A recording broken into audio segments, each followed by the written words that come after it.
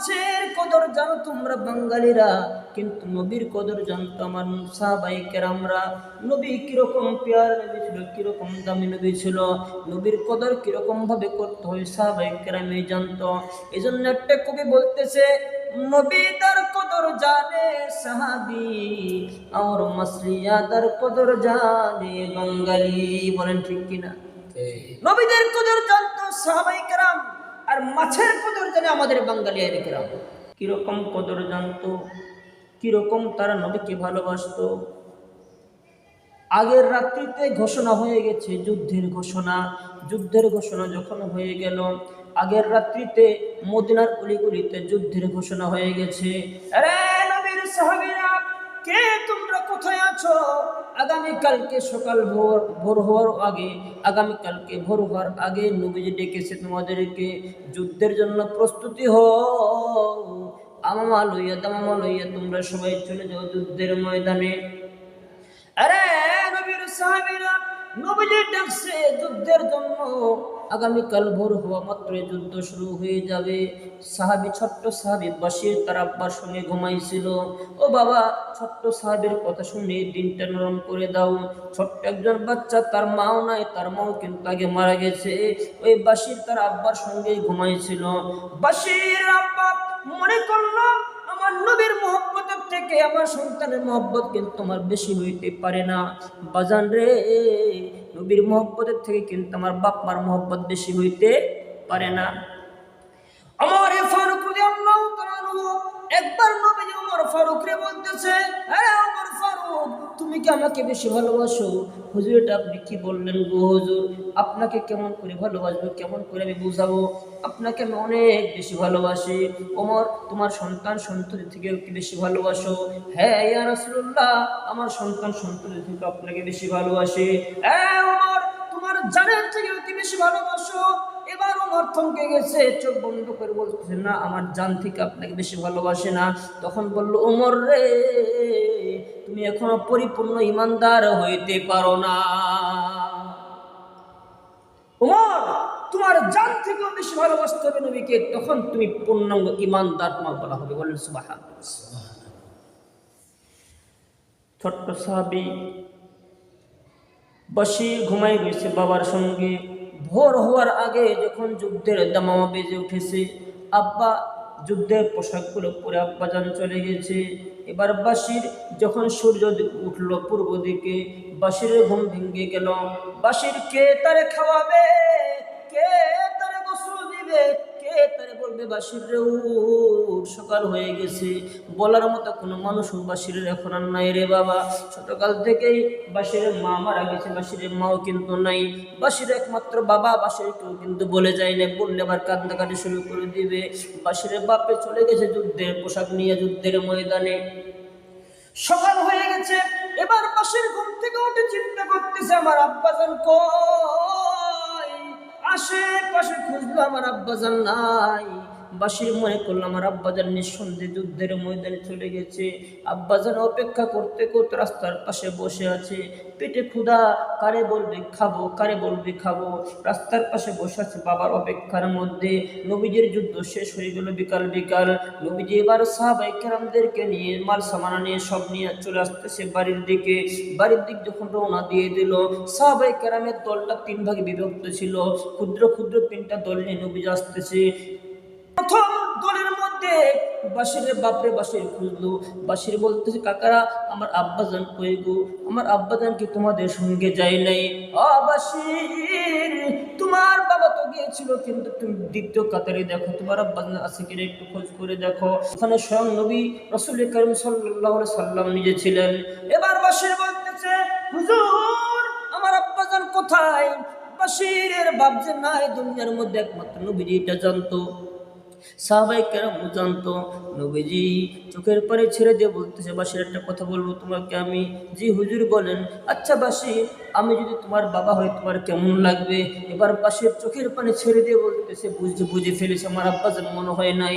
ডাক দিয়ে বলতেছে, ইয়া রাসূলুল্লাহ, ওগো সরওয়ারে দু আলম, ওগো সুলতানে মদিনা, আমার আব্বাজান যদি না থাকে কোনো দুঃখ নাই, দোজাহানের বাদশা আপনার মতো একজন নবী আমার বাবা হবে, থেকেও আর বড় আনন্দের কথা কি হইতে পারে?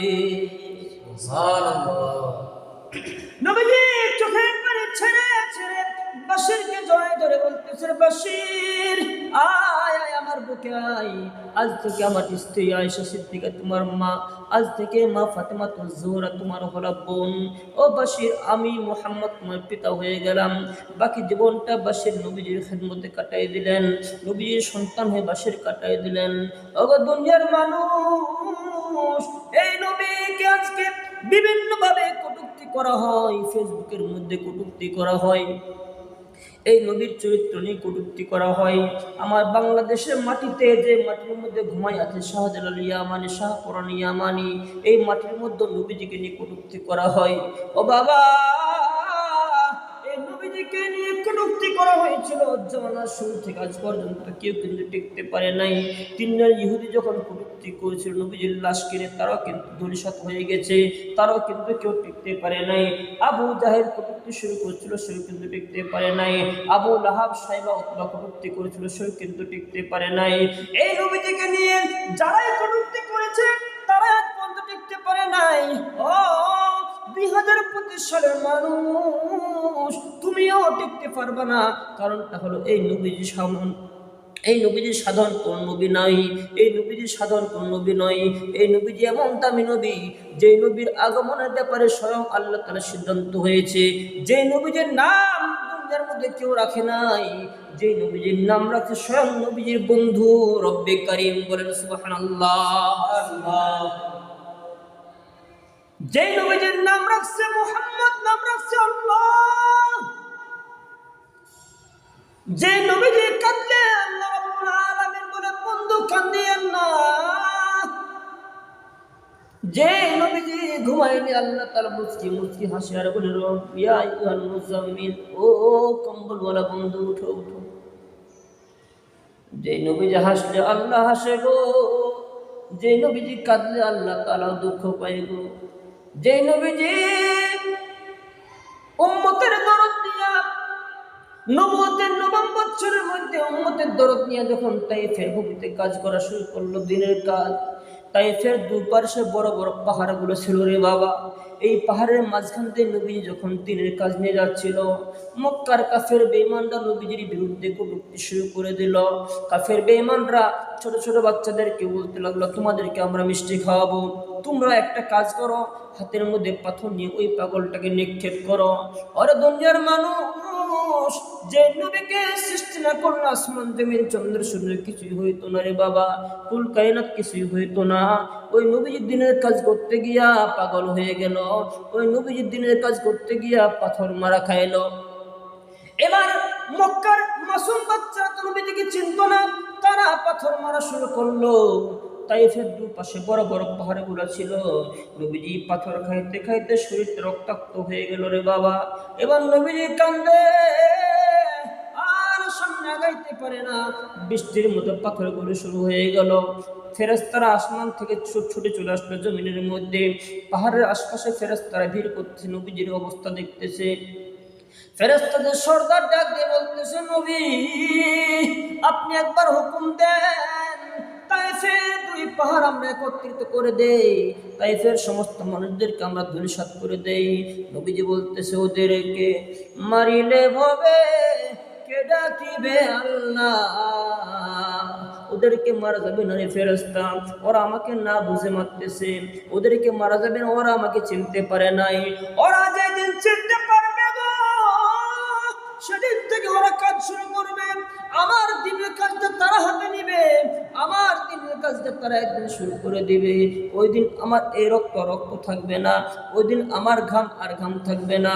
তোমরা তাদেরকে মারিও না, আমি ওদের কাছে দোয়া করি, ওদেরকে আপনি হেদায়াতের জরিয়া বানাই দেন। কেমন নবীজি আমাদের ছিল, নবীজিকে মারে, নবীজি ব্যথা না পেয়ে নবীজি বলতেছে, না ওদেরকে মারে না, ওদেরকে দুঃখ না, ওদেরকে হেদায়েতের জন্য দোয়া করো। এজন্য সময় তো হাজির, আমরা সকলে যদি আমাদেরকে কষ্ট দেয়, জুলুম করে, জালিম, প্রথম অবস্থায় তার জন্য কি করা? হেদায়েতের জন্য দোয়া করা। কি করা? হেদায়েতের জন্য দোয়া করা। হেদায়েতের জন্য দোয়া করা। যদি দোয়ায় কাজ না হয়, পরবর্তী বল আল্লাহ তাকে আপনি ধ্বংস করে দেন। ফিরআউনের মতো, হামানের মতো, কামারের মতো। মদিনার বুলবুল নবী রাসূলুল্লাহ পাঠালেন খুশি হয়ে নিজে মাবুদ আল্লাহ। মদিনার বুলবুল নবী রাসূলুল্লাহ পাঠালেন খুশি হয়ে নিজে মাবুদ আল্লাহ।